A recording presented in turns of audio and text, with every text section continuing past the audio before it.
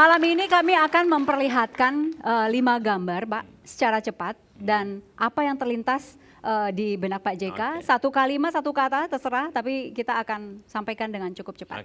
Oke. Gambar pertama. Sri Mulyani, keuangan. Baik. Golkar. Next. Demokrat. Suka ngomong. Gempa bumi. Sinabung. Antri gas. Konversi. Ya. Ada satu gambar yang sekarang kembali menjadi perbincangan, yaitu Senturi ya. Dan Ibu Sri Mulyani muncul lagi dengan berbagai perbincangannya. Bapak ikuti perkembangan terakhir? Ya tahu, saya baca di koran, di media TV, TV One apalagi tentang Senturi. Ya memang Sri Mulyani pada waktu itu Menteri Keuangan tentu mempunyai suatu peranan yang besar untuk Senturi itu. Saya tanpa ingin mengatakan bahwa dia keliru, tapi dia peranan besar untuk mengambil keputusan. Sebenarnya keputusan itu setelah Sri Mulyani mengambil keputusan, follow up-nya yang masalah, bukan Akankah awalnya. Indonesia tersandra oleh kasus Senturi ini, Pak? Saya kira tidak. Yang berperkara yang tersandra otomatis, artinya tidak boleh keluar negeri setidak-tidaknya kan, atau akan mengalami masalah yang panjang. Bahwa kebijakan Senturi tidak bisa diadili, Bapak setuju dengan itu? Kebijakan pemerintah yang fair, yang bersesuai aturan tidak bisa diadili. Tapi kalau ada kalau membuat kebijakan yang tidak pantas, kemudian terjadi penyelewengan, ya itu diadili.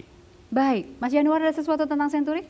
Ya, tadi kan tidak pantas terjadi penyelewengan itu menjalani proses hukum gitu. Itu kan konsekuensi dari risiko jabatan juga.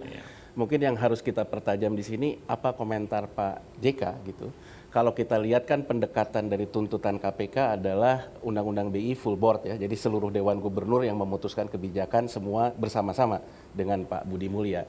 Tapi ketika misalnya di KKSK gitu ya, sampai saat ini kan tidak menyentuh Ibu Sri Mulyani. Ini bukan salah dan benar, kita tetap harus praduga tidak bersalah. Tapi kalau kita bicara bahwa kebijakan itu ada penyelewengan dan ada proses hukum, bahwa ini kan pengambil kebijakan dan harus diuji gitu.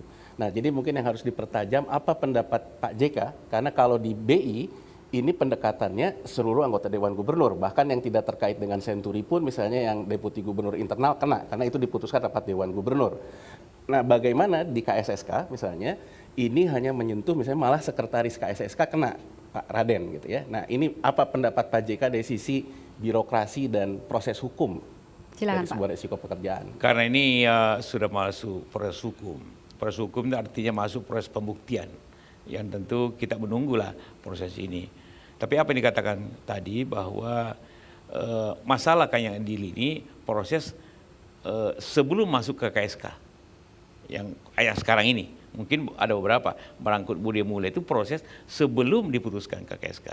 Hanya pada waktu pemberian fasilitas jangka pendek itu kan.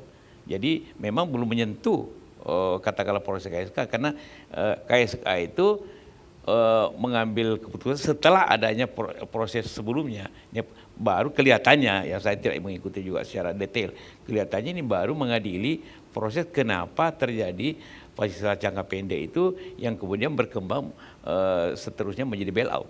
Nah, baik. Kalau dilihat Pak ya, apakah Bapak setuju nggak bahwa ini bagian dari strategi KPK? Bahwa pada akhirnya persidangan lah yang menggiring kepada arah yang lain. Karena kalau dilihat betul, saya juga mungkin sama dengan Bapak ngelihatnya ini bersifat FPJP sampai ke proses bank gagal. Apakah pada akhirnya ini ditentukan oleh yang sekarang terkena, apakah akan merembet ke belakang? Jadi akhirnya kalau dilihat dalam runtutan bahwa dalam persidangan KPK itu kan selalu ada sidang-sidang berikutnya. Baik. Nah, ini juga menjadi penting, menjadi pertanyaan bukan hanya terkait Senturi. Sebetulnya musuh bersama kita ini korupsi, atau kita itu punya isu bersama, itu dua hal yang berbeda. Kalau kita punya musuh bersama sebetulnya mau siapapun juga, kalau itu terkait dengan korupsi, kita harus serahkan dalam proses hukum yang setara. Tapi kalau isu bersama itu bahaya.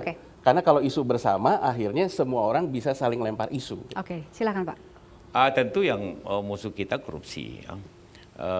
bukan suatu isu tentang BI atau isu tentang sistem, bukan. Sistem itu netral, tapi yang tidak menjadikannya tidak netral ya adalah orang-orang itu yang menjalankan itu. Nah, contohnya contoh saja peristiwa Hambalang. Sebenarnya awalnya bukan Hambalang, awalnya tentang PON di Palembang, Wisma Atlet, itu aja. Kemudian berkembang menjadi bukti ke bukti, melebar jadinya bukti itu.